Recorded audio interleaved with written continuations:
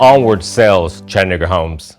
As we enter into this holiday season that also so often is the cold and flu season, so many people around us are going to be saying, gee, I've got to go to the doctor to see about such and such. If you're lucky enough to be able to easily do that, consider yourself very, very lucky. Joel Henderson, Lana Shea are here this morning. They're representing Volunteers in Medicine.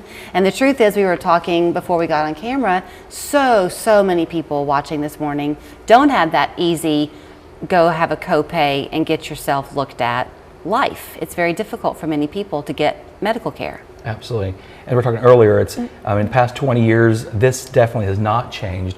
How many good working folks live still paycheck to paycheck? Anyone at the grocery store lately, you've seen those prices are continuing to increase.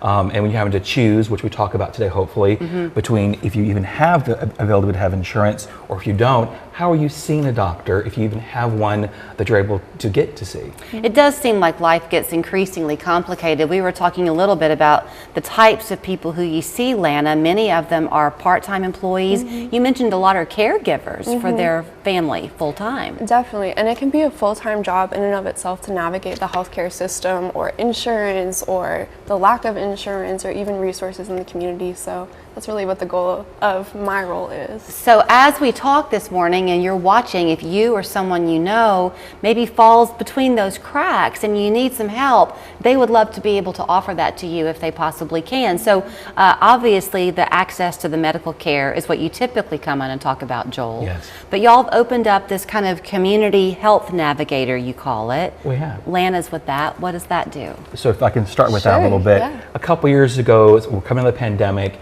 we're realizing our patients and the population we serve, they've had access issues, like for example, transportation, which we now have a bus program. We began hearing more, about 40% have telling us their food insecurities. So not that we're steering away from the primary care we provide for the uninsured, however, we're providing access to utility assistance.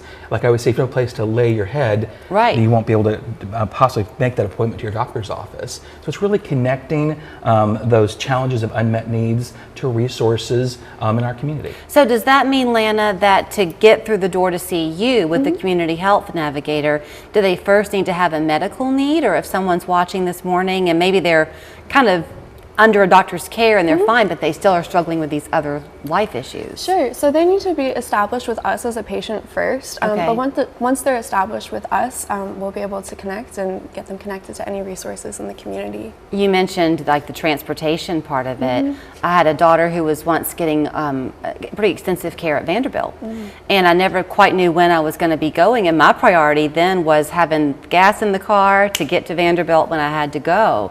But if you're doing that multiple times, that adds up. It really does. And even locally, driving the Ridge Cut to get to an appointment can use a lot of gas and takes a lot of money. Yeah.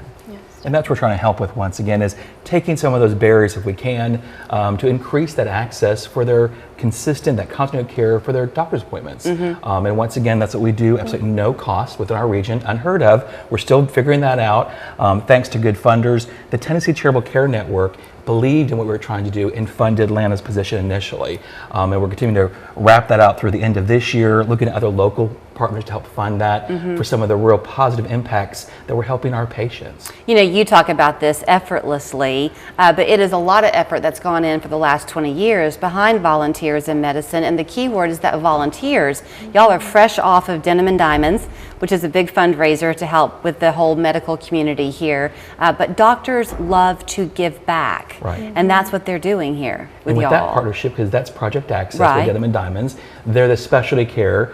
We appreciate that partnership. And Volunteers in Medicine, we're the primary care. So we do very much work together close in our community for primary, and what you mentioned with their event is for specialty care. I knew I had it wrong, but that's okay, because the heart, it gets confusing, but it's because we work that closely together. I'm going to say we're cousins. You do, because you can't get people to the specialists if they're not first coming to you. Absolutely. Okay, Lana, you mentioned that someone needs to be in your care to take advantage of this health navigator. So what does that look like? How do you start that? Sure. So patients, when they apply to become a patient through us, they fill out a social needs survey with their application, which we have here. And so my role is to kind of take a look at that survey and identify what needs patients are looking to get help with or assistance with in some way, and then meeting with them and having a further larger conversation about what those needs are. So you can help anybody from an individual person or a single mom with 3 kids? Absolutely, yes. Okay. Everyone's experiences and needs are incredibly different, and it's a very case-by-case basis. At this program that you have now, you mentioned her funding Yes. through that, I guess it was the state, basically, you said, but is that going to go away anytime soon? Do you need some dollars to help you keep this going? Always. We always figure out pretty much from, what's happening next year, trying to keep these programs rolling. Once you get the kind of momentum going, good staff hired, then it's like, oh my gosh, we're looking at hopefully what's next. So we're trying to sustain this. We use a lot of nonprofit or any business to be able to continue to better serve the patients who are now telling us, thank you, but these are continued needs that they have. Is there a central location where people come to see you? They come to our clinic. So once again, we're over by the Eastgate Plaza, right by the library. I always tell folks, if you can find Krispy Kreme, you can find us. And that's centrally located too. I think that's good that you're there and not in Bus the stop number 4. bus stop number 4. There you go. Do you have any idea how many people you serve? Yeah, and so right now, because we are primary care, our patient visits, we're around 2,000 patient visits that we're providing annually. Wow. And that's a combination, once again, of anyone from 19 to 64 adults, uninsured 100%, who are residents or within the region. We serve boundary counties. And what we're also finding, I know we're running out of time, but not only our English, but an increase in our Spanish population. Right. So maybe we can come back next time and we can talk about, we've recently rolled out a new bilingual health educator to work in tandem with the good work that Lana and the navigation program is doing. 2,000 people that you help every year. Yes. So thank you so much for coming. Thank you. Here is how you can learn more about them, whether you want to support them or perhaps you need them to help walk with you right now during a difficult time in your life. They are compassionate and they would love to help you. 855-8220 is their phone number. vim-chat.org is the website. 20 years. Thank you. Thank you. Thank you.